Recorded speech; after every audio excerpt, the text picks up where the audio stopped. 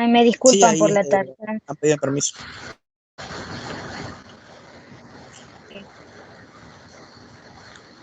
Mira, viene a tiempo, ¿verdad? Sí, sí, correcto. Aquí donde le doy tomar el control, las pudiera pasar yo. Como usted quiera, si le da a tomar el control, usted las pasa. Vaya, vamos a ver si Ahí usted puedo. decide, si usted o yo. Y si no de los temas, mejor nos vamos a editar esto. Ok. Vaya, esta clase es un poco corta, a diferencia de todas las que les he dado últimamente, ¿verdad? Prácticamente es la farmacología de la enfermedad gastrointestinal. En su manual aparece como la número 2. En esta clase, más que todo, vamos a ver la farmacología de la enfermedad inflamatoria intestinal. El colon irritable también entra dentro de esta clase. Aparte que les voy a explicar más o menos en qué se trata cada uno, qué medicamentos podemos utilizar en dichas enfermedades, en qué consiste cada una de estas enfermedades. Y pues espero de que les sirva lo que les voy a explicar y pues salgan bien en el examen, ¿verdad? Entonces, vamos a empezar hablando. Siguiente. Vamos a empezar hablando sobre el síndrome del intestino irritable. Antes de mencionarles, perdón, los diferentes síndromes o enfermedades, vamos a mencionar de que la enfermedad intestinal inflamatoria en sí es de forma general un proceso inflamatorio de una condición crónica. Se desconoce hasta cierto punto qué es lo que lo causa, pero que afecta prácticamente todo el túbulo gastrointestinal. La enfermedad intestinal inflamatoria puede llegar a producirnos ciertos síntomas gastrointestinales que pueden ir desde diarrea, dolor abdominal, pérdida de peso, en algunas personas hay estreñimiento, etcétera, ¿verdad? Entre otros, pero estos son como los más comunes, principalmente el dolor abdominal, la diarrea y en algunos casos el estreñimiento. Normalmente la enfermedad intestinal inflamatoria, que lo vamos a ver más adelante, lo vamos a dividir en dos subtipos principales, entre ellos la colitis ulcerosa y la enfermedad de Crohn, que más adelante se las voy a explicar cada una de ellas y qué medicamentos podemos utilizar para el tratamiento de estas enfermedades. Siguiente.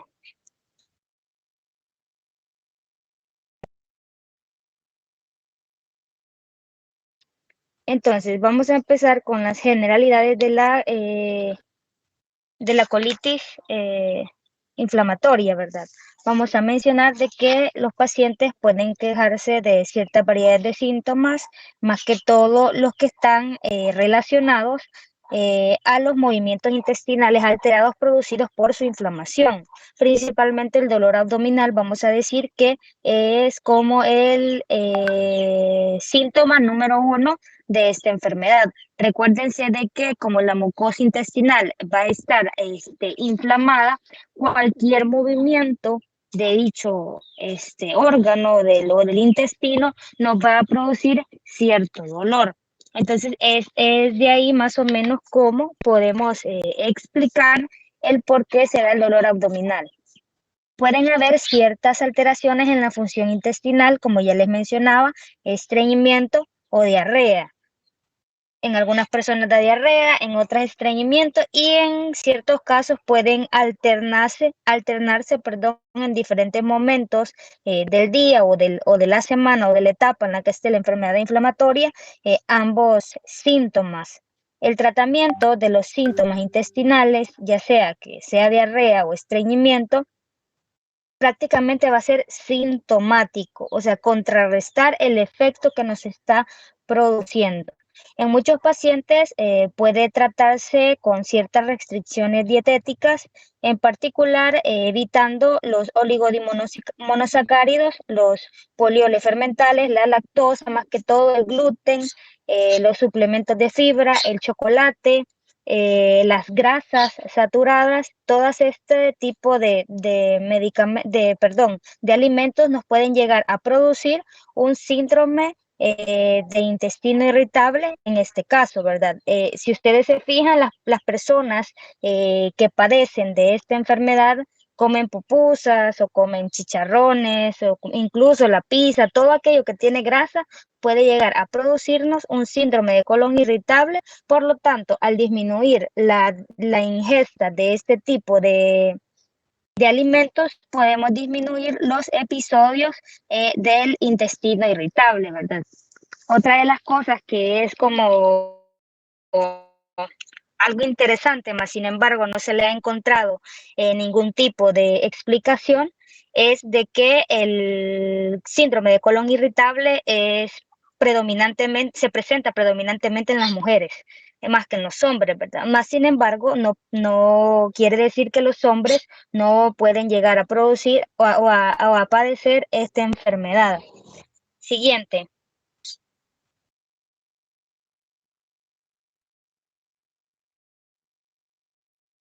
Vaya, uno de los fármacos que podemos utilizar en el síndrome de colon irritable es el alocetrón. Vamos a decir de que el efecto clínico va a ser producido por un antagonista de la 5-HT3, que va a ser una reducción general en la contractilidad gastrointestinal. Por lo tanto, va a producir una disminución del tránsito colónico y un aumento en la absorción de líquidos. Como les había explicado previamente, como su nombre lo indica, es una inflamación, ¿verdad? Entonces, todos aquellos fármacos que ayudan a disminuir el movimiento va a producirnos una mejoría de los síntomas en sí. Se absorbe rápidamente en el tracto gastrointestinal, tiene una duración de acción de aproximadamente 10 horas, que es un poquito más larga de la que tendría que haber para su efecto adecuado. Tiene una tasa de vida media de 1.5 horas, es metabolada por el citocromo P del hígado y se va a excretar en la orina y en las heces. Siguiente.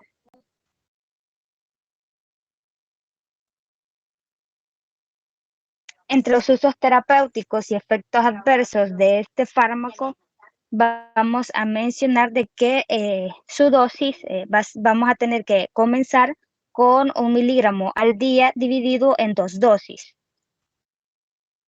Eso durante las primeras 4 semanas, y si el paciente tolera y se ve la mejoría del fármaco, se debe de avanzar a un máximo de 1 miligramo 2 veces al día si es necesario. Entre las reacciones adversas más serias de este fármaco son el estreñimiento y la colitis isquémica, y entre otras reacciones adversas que podemos encontrar, vamos a mencionar las náuseas, vómitos, un dolor abdominal o gastrointestinal, puede haber diarrea, flatulencia y hemorroides. Cabe mencionar de que yo les agregué este fármaco, pero en nuestro medio no se utiliza. Siguiente. Por eso es que prácticamente se los he dado un poco general, ¿verdad? Porque no me interesa mucho de que solo aprendan más. Sin embargo, sí es importante de que lo conozcan. Ahorita vamos a ver una familia que es bastante importante, más que todo en esta enfermedad inflamatoria, ya que, como les había mencionado, el tránsito intestinal, el movimiento intestinal provoca que el dolor en la enfermedad inflamatoria gastrointestinal provoque los los efectos o los signos o síntomas que prácticamente molestan a todos los pacientes que padecen de esta enfermedad. Y estos son los antiespasmódicos. Los antiespasmódicos prácticamente serían los fármacos de primera línea a utilizar en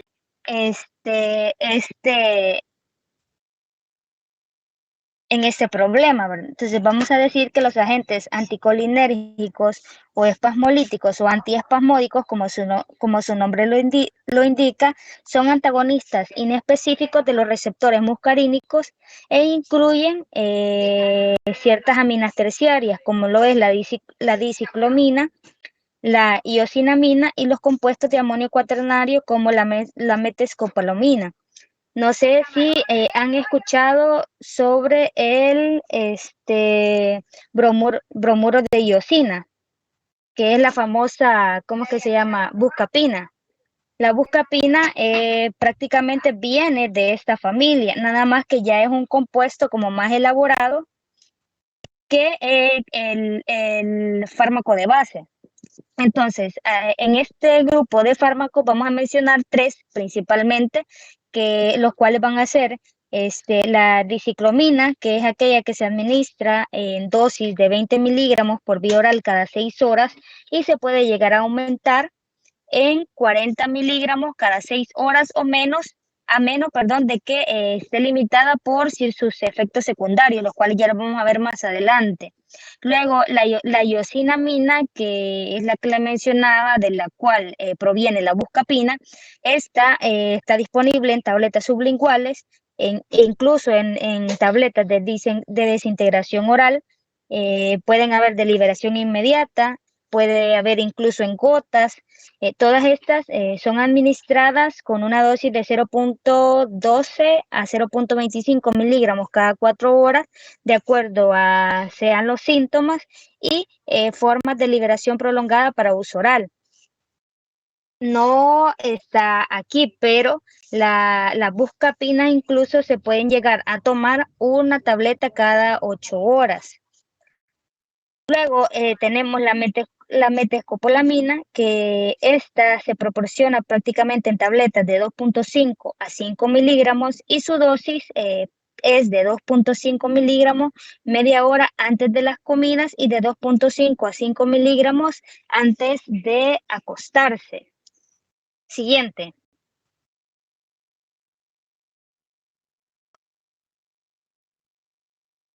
Entre otros medicamentos antiespasmódicos y los cuales son de los de primera opción para la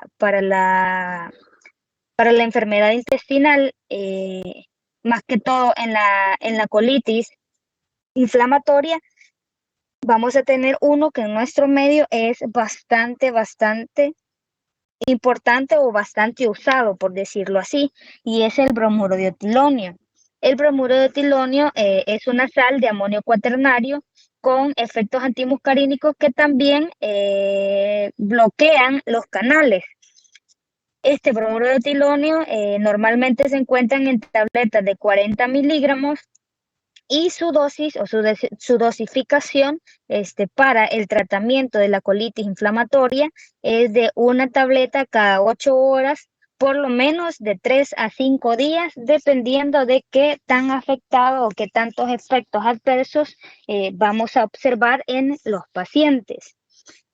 Este fármaco, el bromuro de etilonio, es uno de los primeros, uno de los de primera línea a usarse para esta enfermedad.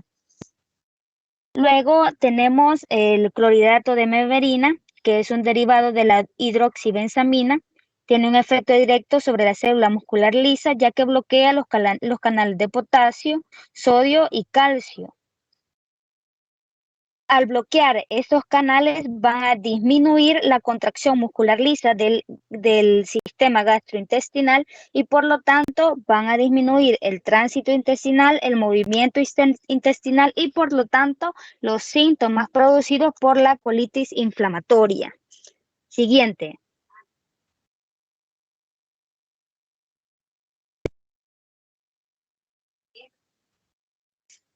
eso era como una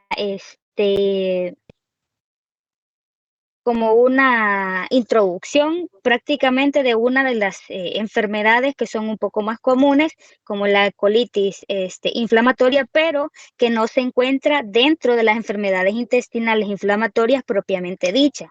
Como se los había dicho al principio, la enfermedad intestinal inflamatoria propiamente dicha, nada más vamos a tener dos subtipos de este tipo de enfermedad, que es la colitis ulcerosa y la enfermedad de Crohn. Es importante de que ustedes entiendan de que prácticamente la colitis ulcerosa es un proceso inflamatorio difuso limitado a la mucosa del colon.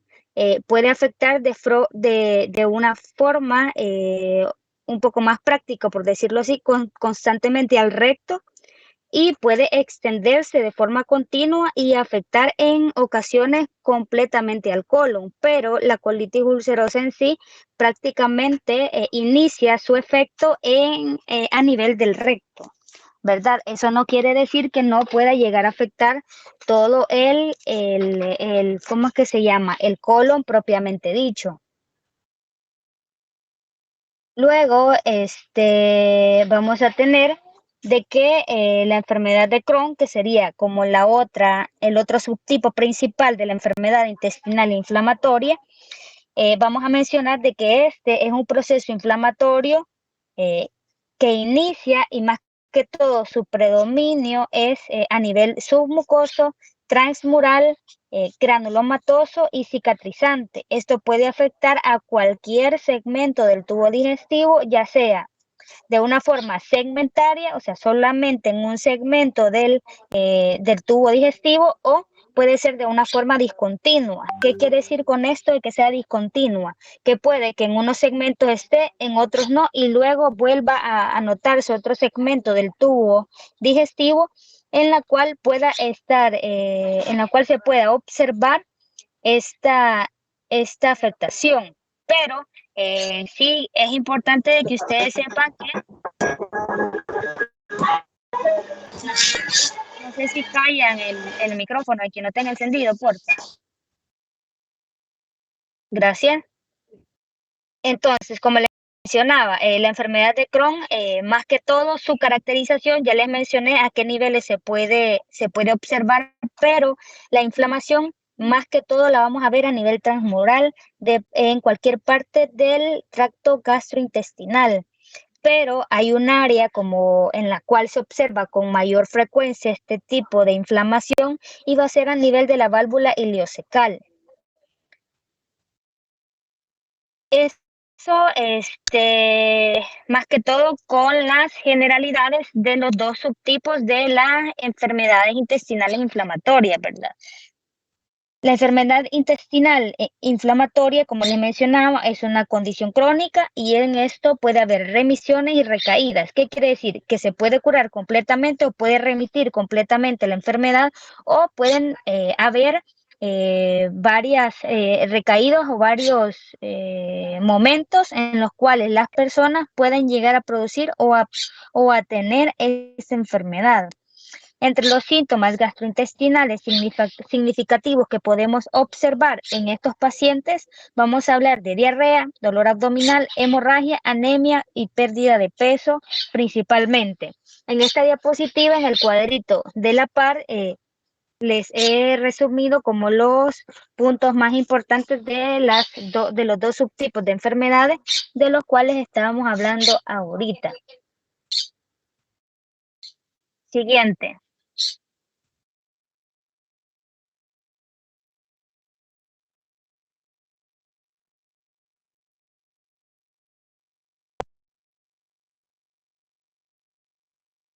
Vaya, vamos a empezar a hablar sobre las clasificaciones de los fármacos que podemos utilizar para tratar la enfermedad inflamatoria intestinal. Eso significa IBD. Así es que desde ahora, si les menciono IBD, es enfermedad inflamatoria intestinal. En esta vamos a ver prácticamente tres familias. los cuales son la terapia basada en mesalamina, los glucocorticoides y los agentes inmunomoduladores. Siguiente.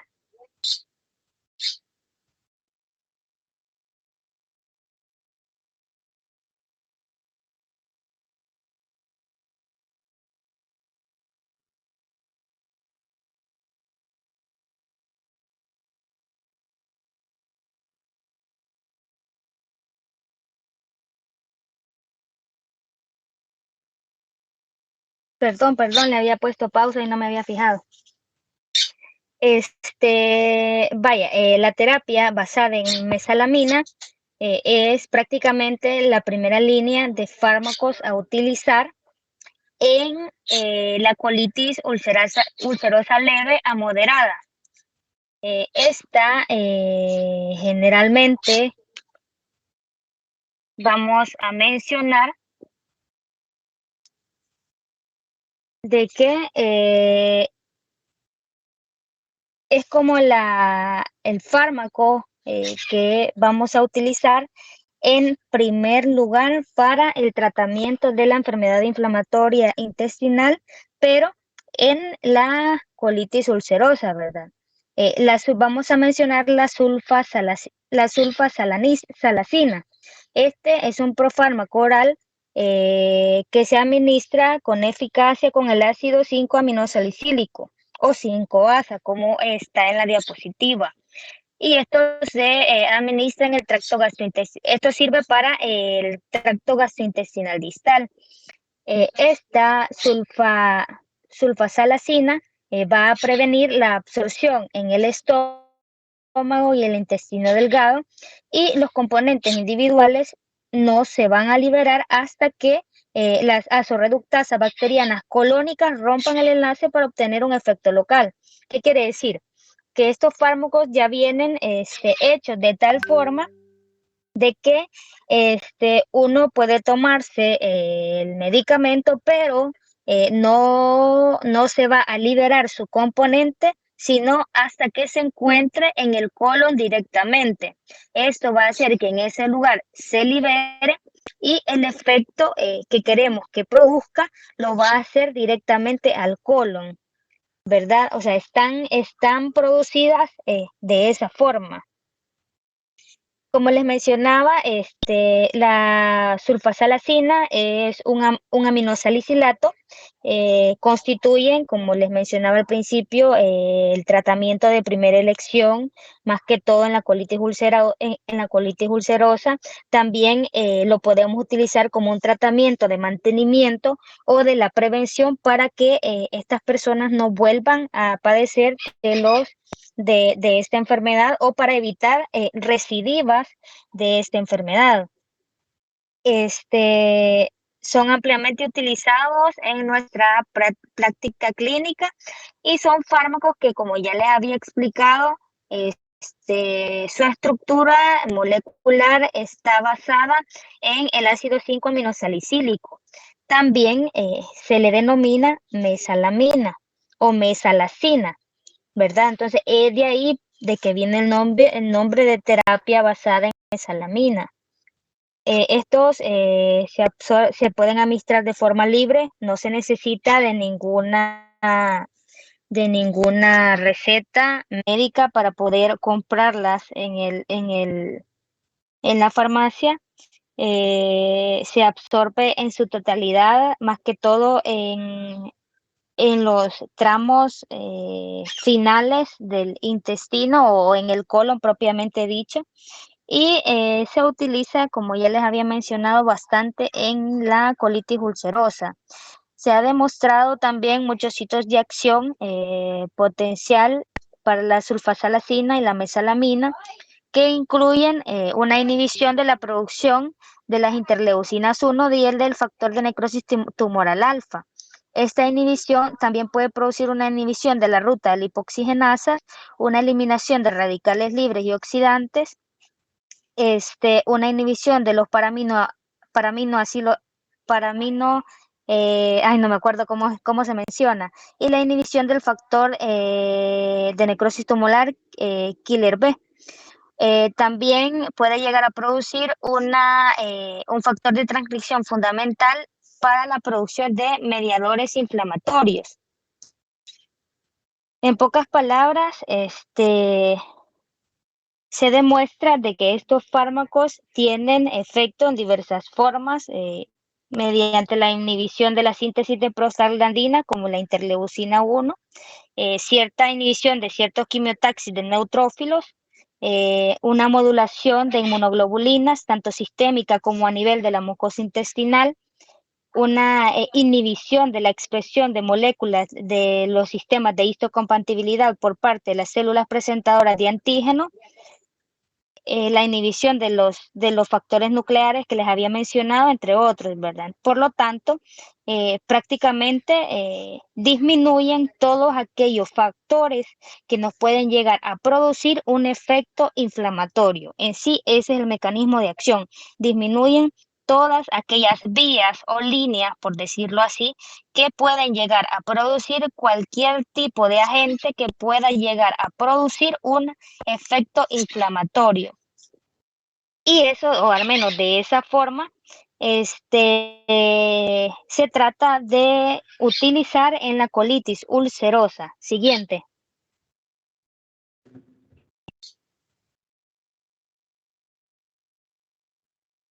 Entre los usos terapéuticos vamos a tener que la sulfasalacina oral es bastante efectiva en los pacientes con colitis ulcerosa leve o moderada activa, con una tasa de respuesta de aproximadamente, entre el 60 y el 80%. La dosis habitual es de 4 gramos al día en 4 dosis divididas con alimentos para evitar los efectos adversos. Las dosis se aumentan gradualmente a partir de qué tan afectada o qué tanto necesite las dosis seguidas por el episodio que esté sufriendo el paciente en esos momentos. La dosis de mesalamina para tratar la enfermedad activa es de aproximadamente 2.4-4.8 gramos al día en un lapso de 8 semanas, y la práctica actual prácticamente es administrar 5-aminosalicílico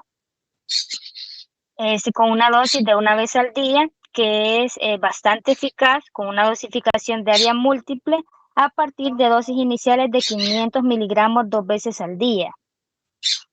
También podemos mencionar de que los enemas de mesalamina de 4 gramos en 60 ml los podemos usar a la hora de dormir y retenerse durante al menos 8 horas. El supositorio puede ir de 500 y 1000 miligramos y puede usarse o debe usarse de 2 a 3 veces al día, con el objetivo de retenerlo durante 3 horas como mínimo.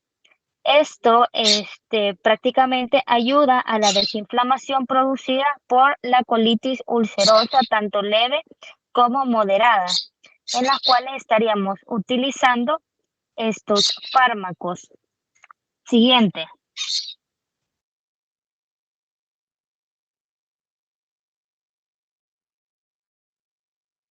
Ok. En el ADME vamos a mencionar de que esta administrada por vía oral se va a absorber aproximadamente entre un 20 y 30% en el túbulo digestivo superior o en el intestino delgado. Recuerden de que lo que queremos con estos fármacos es de que nos llegue hasta el colon, porque es ahí donde se está produciendo la colitis ulcerosa. Por lo tanto, vamos a mencionar de que solamente entre el 20 al 30% de este fármaco o de la sulfasalacina va a ser administrada por vía oral o como un profármaco de mesalamina. Solamente del 20 al 30% se va a absorber en el intestino delgado o en el tubo digestivo superior. Gran parte se absorbe por el hígado y se excreta sin metabolizar a través de la bilis. se une a proteínas plasmáticas y se distribuye ampliamente por todo el organismo. Eso sí, no atraviesa la barrera hematoencefálica. El 90% del fármaco alcanza el colon como resultado de una importante circulación enterohepática y de su excreción sin metabolizar por la bilis. Es por eso de que prácticamente no se absorbe al principio del intestino delgado, sino que hasta llegar al colon. La sulfapiridina se absorbe rápidamente en el colon y sufre un metabolismo hepático extenso. Esto incluye una acetilación e hidroxilación y conjugación de ácido glucurónico antes de excretarse por medio de la orina. Solo un 25% de la mesalamina se absorbe en el colon y la mayor parte del fármaco se va a excretar en las heces. Hay una pequeña cantidad que se absorbe, se acetila en la pared de la mucosa intestinal y en el hígado y luego se excreta en la orina.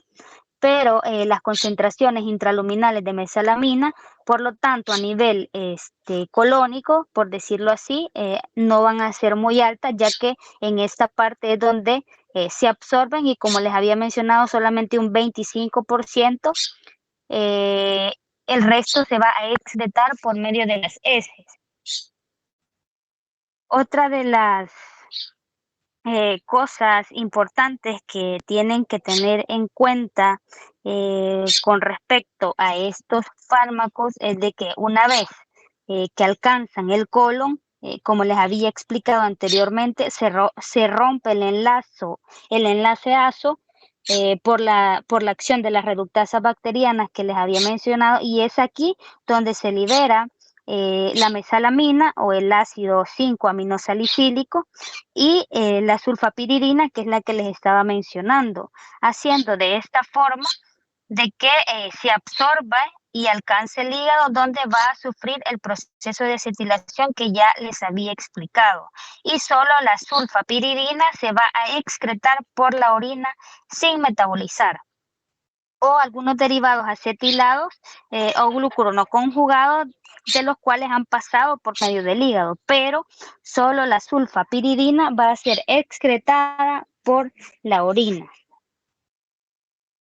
Luego, con respecto a la mesalamina, es importante de que tengan en cuenta de que este medicamento es bastante sensible al pH gástrico y por lo tanto, si no se toma adecuadamente con los alimentos, si se recuerdan, anteriormente les había mencionado que estos fármacos se toman junto con alimentos, el pH puede limitar la absorción de este medicamento y por lo tanto puede hacer de que si por ejemplo lo tomamos en ayunas, no el pH limite esa absorción y por lo tanto no ejerza su efecto terapéutico necesario para contrarrestar la colitis ulcerosa. Quiero ver, creo que quizás más que todo del ACME, esto es como que lo que más me interesa que sepan y que tengan bastante en cuenta para poder administrar estos fármacos. Siguiente.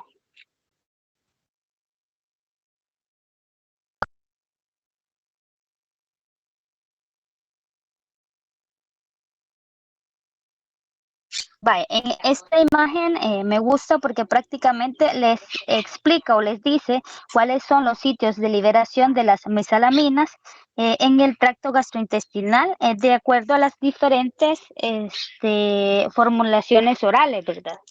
Entonces, si ustedes se fijan, las cápsulas de mesalamina de liberación prolongada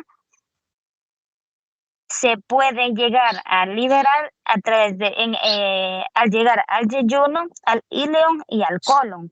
Luego también podemos encontrar tabletas de liberación de mesalamina sensibles al pH. Estas llegan al estómago, no se liberan, ni en el yeyuno tampoco, sino que hasta que llegan al ileón y al colon. Y también tenemos tabletas de liberación de mesalamina que se van a ir a liberar hasta que lleguen al colon, como lo es la sulfasalacina y la oxalacina, ¿verdad? Esto es como para que ustedes tengan en cuenta las diferentes formulaciones que existen, los diferentes fármacos dependientes de la terapia de mesalamina que podemos utilizar en el tratamiento de la colitis ulcerosa. Siguiente.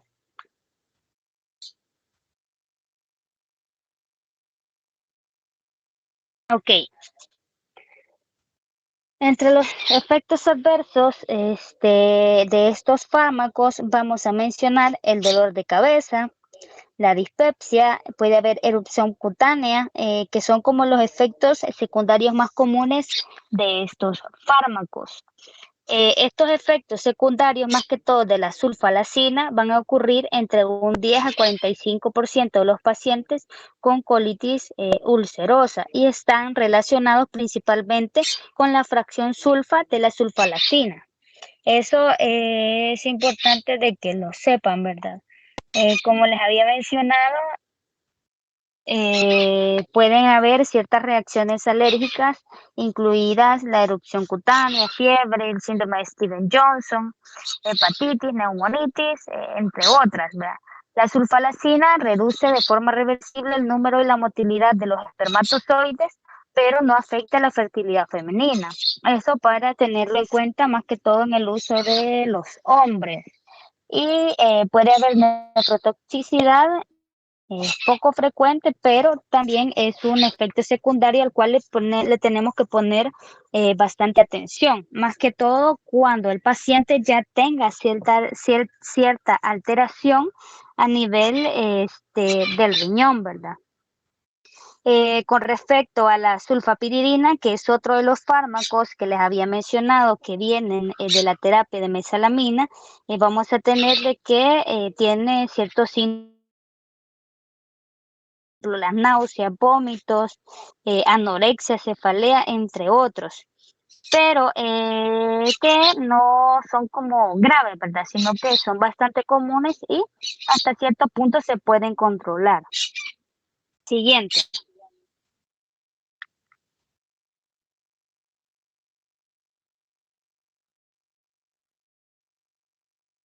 Ok, otra de las familias a utilizar en la enfermedad inflamatoria intestinal son los glucocorticoides, más que todo la cortisona, la dexametasona, la prednisolona, que son como los que nosotros conocemos y que están aprobados por la FDA para el uso en el tratamiento de la enfermedad intestinal inflamatoria o IBD.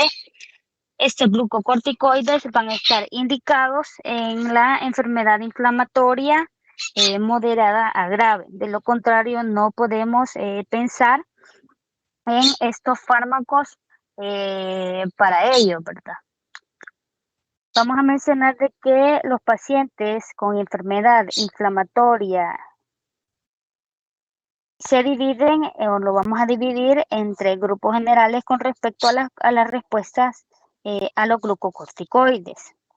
Los pacientes con respuesta a glucocorticoides que mejoran clínicamente entre 1 a 2 semanas permanecen en remisión a medida que los esteroides disminuyen y luego se suspenden. Luego vamos a tener otro grupo de pacientes a los cuales son aquellos que van a ser dependientes de los glucocorticoides y responden a los glucocorticoides, pero luego pueden llegar a experimentar una recaída de los síntomas a medida que la dosis de esteroides disminuye o se suspende. Quiere decir de que estos pacientes, si mientras tengan el glucocorticoides, van a estar bien, pero una vez que se los tratemos de quitar o disminuir la dosis, van a volver a recaer en la enfermedad inflamatoria intestinal.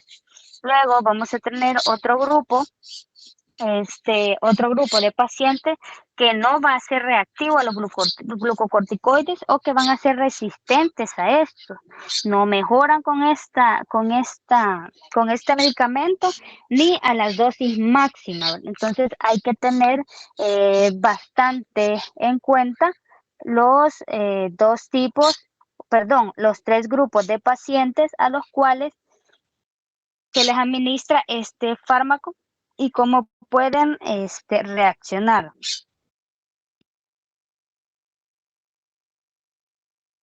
Siguiente.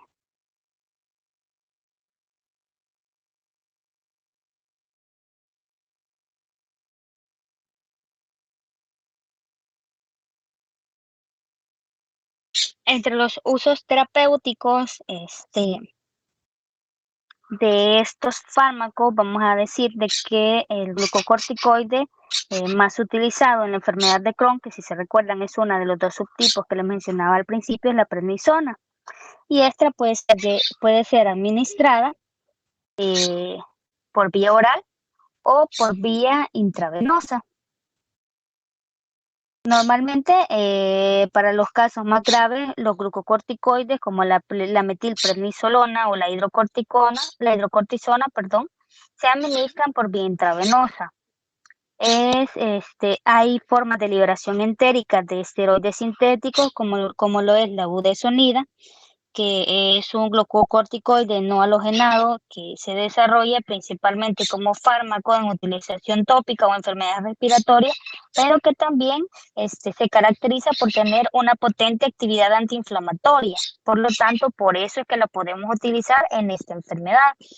Normalmente la budesonida, que es el que les estaba mencionando, se usa para la enfermedad de Crohn a nivel ileocecal. La budesonida está aprobada por la FDA para su uso en el mantenimiento a corto plazo de la remisión de esta enfermedad. Podemos llegar a utilizarla hasta 3 meses. Luego, también podemos tener enemas de glucocorticoides que son bastante útiles en pacientes cuya enfermedad está limitada directamente al recto o al colon izquierdo. La hidrocortisona también la podemos administrar 1 o 2 veces al día como una suspensión en espuma de un 10% y que se administra de 80 miligramos de hidrocortisona por aplicación. Otra cosa que es importante mencionar es de que los glucocorticoides tienden a ser bastante superiores con respecto a los aminosalicilatos o la terapia dependiente de mesalamina, más que todo en aquellos brotes leves de la enfermedad de Crohn. Debe utilizarse más que todo cuando los aminosalicilatos no han sido efectivos. Recuérdense de que, como les he mencionado, estos están indicados para las enfermedades moderadas y graves de la enfermedad inflamatoria intestinal. Pero si en un dado caso, en un brote leve de enfermedad de Crohn, en la cual nosotros estamos administrando salicilatos, pero vemos que no produce ningún efecto bueno o productivo, podemos llegar a utilizar los corticoides o glucocorticoides, ¿verdad?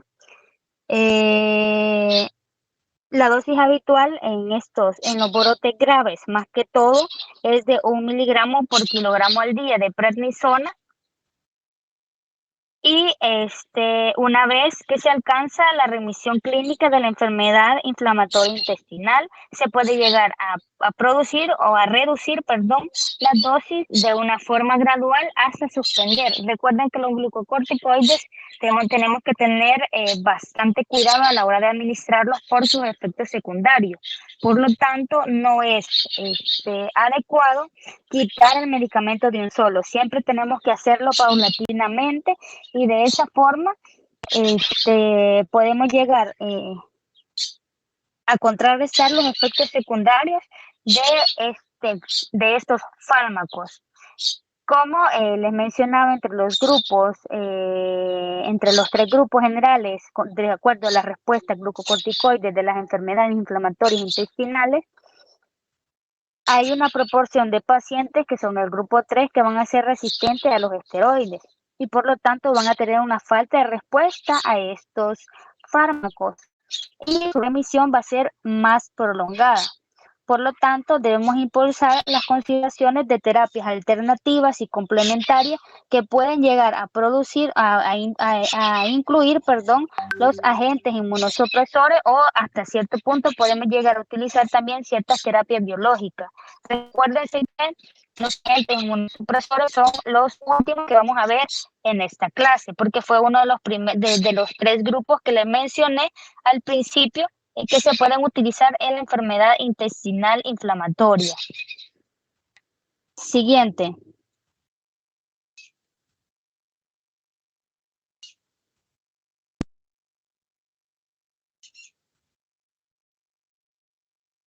Ok, al hablar de la lo vamos a dividir un poco más que todo por los diferentes corticoides que podemos utilizar.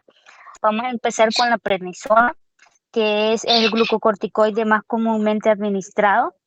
Se utiliza más que todo para la inducción de la remisión de la enfermedad de Crohn y se establece principalmente por vía oral. Puede administrarse por vía intravenosa, pero su principal uso es por vía oral. Recuerden de que solo se puede utilizar este fármaco en las etapas leves de la enfermedad de Crohn, incluso moderada, pero en los pacientes graves normalmente no se utiliza cuando los salicilatos no responden o no han hecho su efecto al ser administrado. Vamos a decir que las dosis iniciales en la enfermedad inflamatoria intestinal de prednisona van a ser de 40 a 60 miligramos de prednisona o equivalentes por día. Se absorbe en una proporción del 50 al 90%, del 65 al 90% del fármaco es absorbido y está unido a las proteínas en el suero. Este se metaboliza a un compuesto activo que es la prednisolona en el hígado y tiene una tasa de vida media para la prednisona que es alrededor de 3.5 horas con el fármaco metabolizado excretado en la orina. Luego vamos a hablar de la budesonida. Si se recuerdan, es otro fármaco que podemos utilizar, que normalmente ha sido creado para enfermedades respiratorias, pero por sus potentes actividades antiinflamatorias pueden llegar a producirnos bastante mejora en este caso, en este tipo de enfermedades.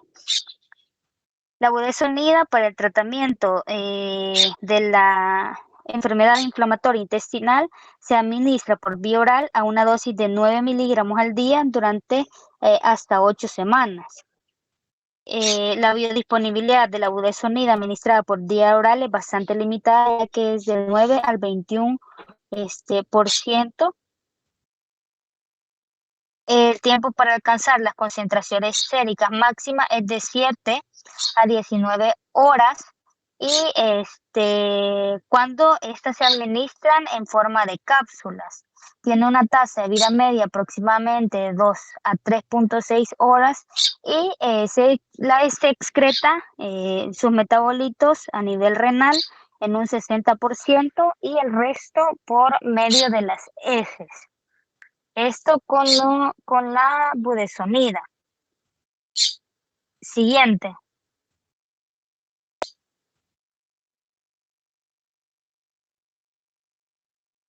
Ok. Entre los efectos adversos, vamos a mencionar de que los más comunes, entre las más comunes están las manifestaciones a nivel de piel y tejidos blandos, que incluye el adelgazamiento de la piel y el desarrollo de las características cushigoides, que puede ser una redistribución de peso o un aumento de peso, ¿verdad? Es el efecto como más significativo o más predominante al utilizar glucocorticoides a largo plazo, ¿verdad? Recuerden también de que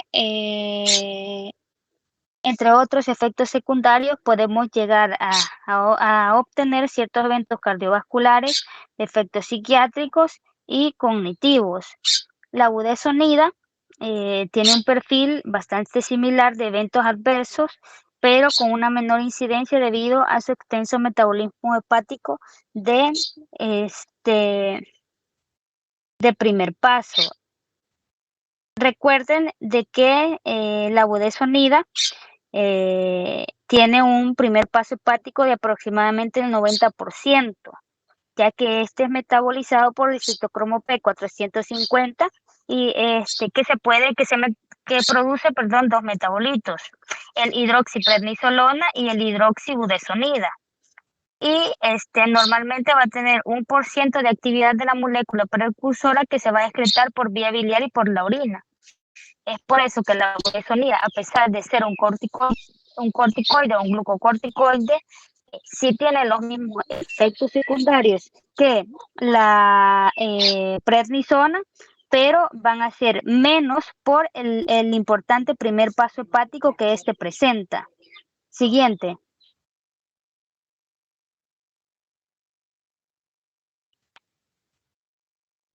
Ok, luego, como les había mencionado, vamos a ver a los agentes inmunomoduladores. Entre los agentes inmunomoduladores les voy a mencionar el metrotexate, que es el que les había puesto ahí. Estos se usan para el tratamiento de la enfermedad, de la enfermedad intestinal inflamatoria, aunque varios de estos medicamentos prácticamente han sido desarrollados como quimioterapéuticos para el cáncer, ¿verdad? Pero eso no quiere decir que no se pueden utilizar para la enfermedad inflamatoria intestinal. Incluso varios de estos medicamentos o de este grupo son utilizados en aquellos pacientes que han recibido trasplantes de órganos como inmunosupresores, pero los podemos utilizar como pilares en la farmacoterapia de la enfermedad inflamatoria intestinal. Entonces, vamos a tener de que como mecanismo de acción, el metrotexato es un análogo de ácido fólico que inhibe el hidrofolato reductasa y bloquea la síntesis de DNA y por lo tanto causa muerte celular. Los efectos antiinflamatorios del metrotexato pueden implicar ciertos mecanismos, además de la inhibición de la hidrofolato reductasa, que es específicamente el mecanismo de acción, ¿verdad? Y estos pueden llegar a incluir una inhibición del metabolismo de las purinas y de las purinas y la inhibición de la activación de las células T, la producción de citocinas y moléculas de adhesión intracelular y por lo tanto una inhibición de la unión de los receptores de interleucina 1B. Por lo tanto,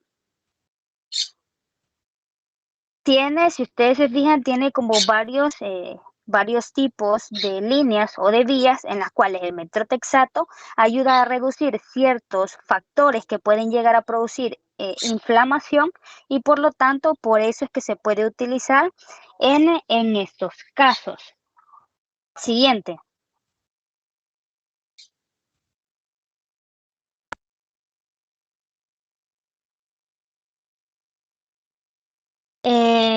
De acuerdo con el ADME, vamos a mencionar de que el metrotexato se va a administrar por vía intramuscular o subcutánea para la inducción y el mantenimiento de la remisión de la enfermedad de Crohn.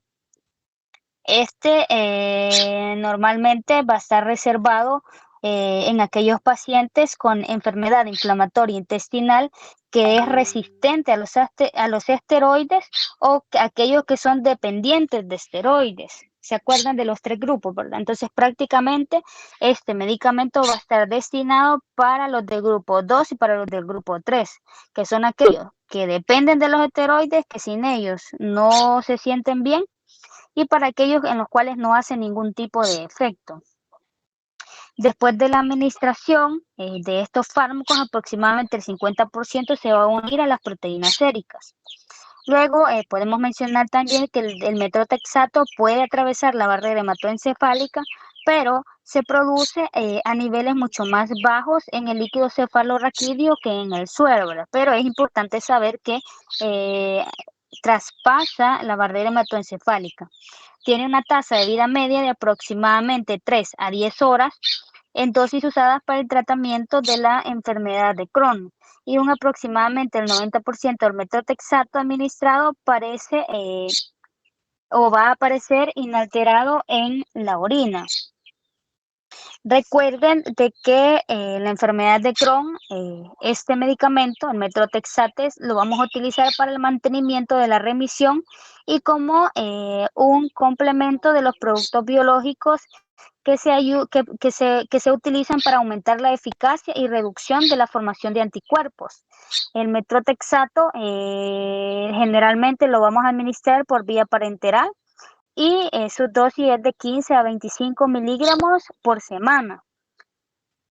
La elección de este fármaco o la administración parenteral va a reflejar cierta absorción intestinal, pero no se sabe a ciencia cierta cuánto se necesita de dosis como más alta de este medicamento para que pueda llegar a producir el efecto necesario, ¿verdad? Por lo tanto, se maneja una dosis de 25 miligramos semanales para la inducción de la remisión de la respuesta inflamatoria con 15 miligramos administrados una vez por semana para el mantenimiento de la remisión en la enfermedad de Crohn. Pero más que todo recuerden que esta se utiliza en aquellos pacientes cuya enfermedad inflamatoria intestinal es resistente a la administración de glucocorticoides o aquellos pacientes que dependen de los glucocorticoides. Siguiente. Pensé que no se los había puesto. Esto es lo que les acabo de resumir. El metotrexato está reservado para pacientes cuya enfermedad intestinal es resistente a esteroides o dependiente a esteroides. La enfermedad de Crohn se usa para el mantenimiento de la remisión. Su dosis puede ser de 15 a 25 miligramos por semana, generalmente se administra por vía parenteral y a menudo se usa una dosis de 25 miligramos semanales para la inducción de la remisión de la respuesta inflamatoria con 15 miligramos de administración una vez por semana para el mantenimiento de la remisión. Recuerden que, como les había mencionado al principio, el metrotexato es un análogo del ácido fólico que inhibe la hidrofolato reductasa, que es una enzima esencial para la síntesis de purinas y por lo tanto tiene potentes efectos antiinflamatorios e inmunosupresores, ¿verdad? Entonces, prácticamente aquí radica el efecto del metrotexato para esta enfermedad. Siguiente. Ok, entre los efectos adversos vamos a mencionar de que estos medicamentos inhiben la excreción renal de metrotexato. Los medicamentos que inhiben la excreción renal de metrotexato pueden aumentar la toxicidad relacionada con este tratamiento. Entre estos fármacos vamos a tener los fármacos inflamatorios, la fenitoína, la ciprofloxacina, fármacos tipo penicilinas, puede ser el Prevenecid, los inhibidores de la bomba de protones, como lo es ¿cómo es que se llama? El que se utiliza para la gastritis, el omeprazol, el lansoprazol. Este fármaco tiende, cuando se produce cierta toxicidad, puede llegar a manifestarse como náuseas, heces blancas, puede producir estomatitis, erupción cutáneas punteadas, síntomas del sistema nervioso central, como por ejemplo puede haber dolor de cabeza, fatiga, puede disminuir la capacidad de concentración, puede llegar a producir alopecia, fiebre. Normalmente el metrotexato suele tolerarse bastante bien en dosis utilizadas más que todo en la enfermedad de Crohn, pero al producir toxicidad aún en las dosis utilizadas normalmente, pues vamos a ver los efectos que les acabo de mencionar. Siguiente.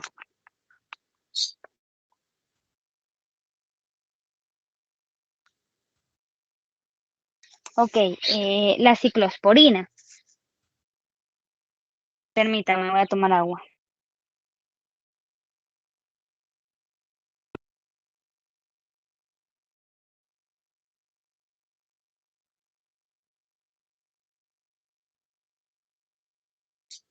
Vaya.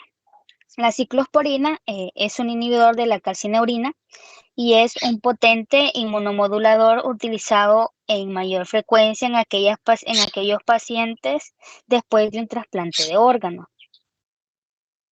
En situaciones como la enfermedad inflamatoria intestinal, tiene ciertos efectos significativos que sí se pueden utilizar en esta enfermedad o en este problema, por decirlo así, pero tiende a limitar el uso de este medicamento como primera línea, ya que tiene bastante alta ciertos efectos adversos que ya se los voy a mencionar posteriormente. Entre un 50 y 80% de los pacientes gravemente enfermos con enfermedad inflamatoria intestinal pueden mejorar significativamente a los 7 días después de empezar a administrar la ciclosporina. Y se puede administrar ciclosporina intravenosa de 2 a 4 miligramos por kilogramo al día. El tratamiento con ciclosporina intravenoso constituye en el momento actual más que todo una alternativa a los brotes agudos o graves de colitis ulcerosa refractarios a los demás tratamientos médicos. Significa que hasta que ya no podamos o hasta que los fármacos que ya vimos anteriormente no hagan efecto alguno, podemos utilizar la ciclosporina como medicamento principal para este tipo de enfermedad, ¿verdad? Pero principalmente en los brotes agudos graves de colitis ulcerosa. La ciclosporina puede usarse para tratar las complicaciones fistulosas de la enfermedad de Crohn también. Se ha observado una respuesta rápida y significativa a la ciclosporina intravenosa, pero pueden haber recaídas frecuentes acompañadas a la terapia oral con ciclosporina y se requiere de otras estrategias médicas para mantener el cierre de la fístula. Siguiente.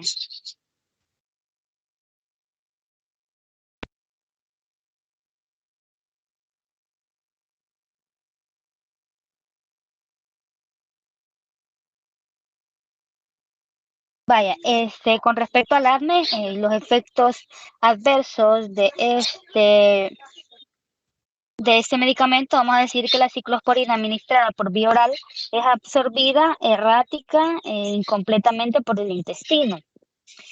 Después de la absorción, solamente el 90 al 98% se va a unir a las lipoproteínas séricas y tiene una tasa de vida media en fase terminal de aproximadamente de 9 a 18 horas.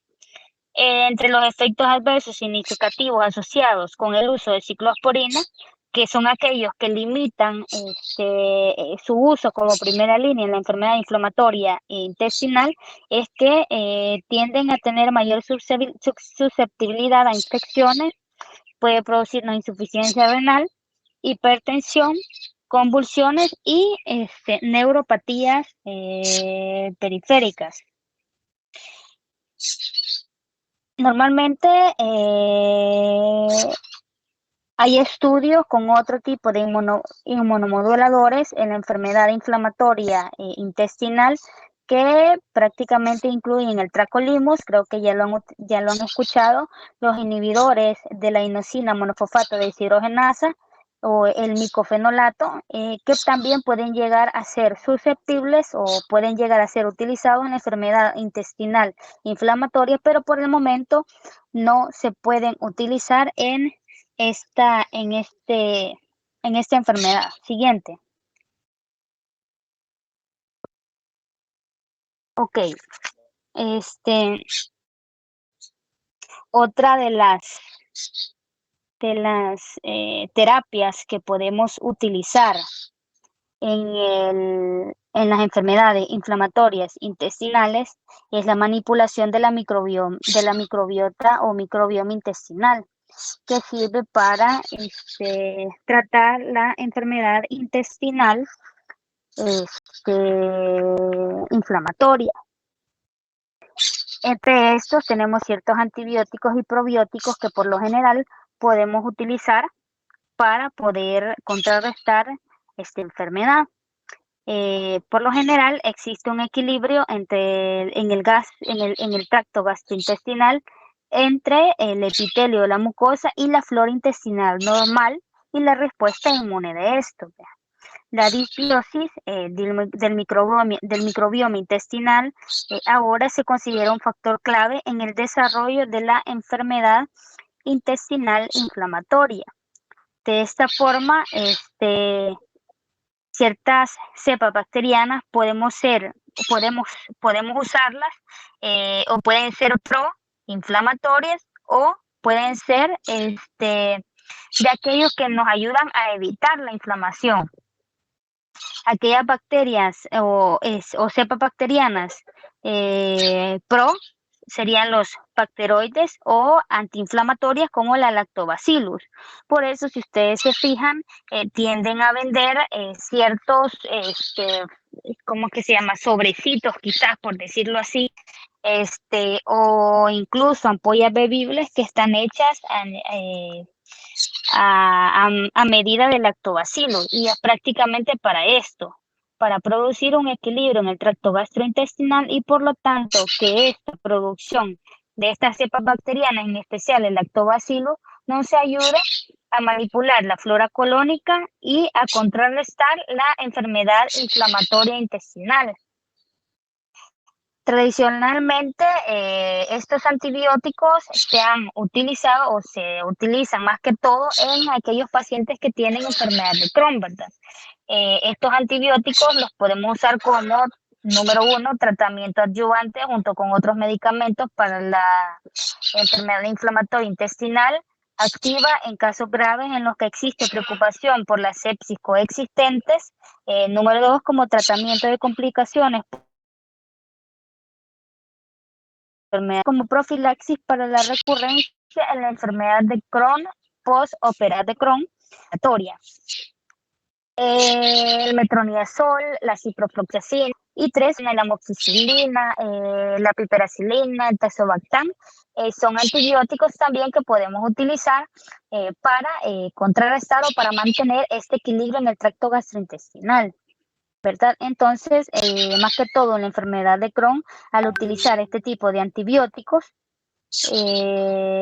tendemos a beneficiar o a relacionar una ayuda en este equilibrio gastrointestinal y por lo tanto contrarrestar el sobrecrecimiento bacteriano o las cepas bacterianas que son proinflamatorias, como por ejemplo los bacteroides, y de esa forma contrarrestar en sí el inicio de la enfermedad inflamatoria intestinal.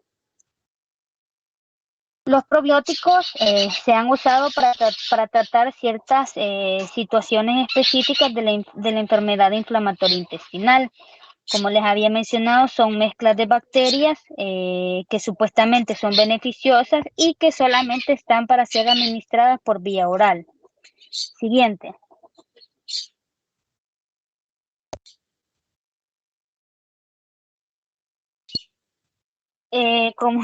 Creo que esto ya se lo mencioné, pero el metronidazol, la ciprofloxacina, la amoxicilina más ácido clavulánico o clavonalato, la piperacilina, el tazobactam, son los antibióticos más utilizados que podemos utilizar, valga la redundancia, en la enfermedad de Crohn. Pueden beneficiarse de la terapia con antibióticos, pueden incluir abscesos intraabdominales o masas inflamatorias. En la enfermedad perianal, incluir a las fístulas y abscesos perirectales, un sobrecrecimiento bacteriano en el intestino delgado secundario a la obstrucción parcial de este. Pueden haber infecciones secundarias con organismos como Clostridium difficile y complicaciones posoperatorias. Los probióticos son mezclas de bacterias liofilizadas supuestamente beneficiosas administradas por vía oral, y varios estudios han proporcionado evidencia de los efectos beneficiosos de estos fármacos en la colitis ulcerosa y en la reservoritis. Siguiente.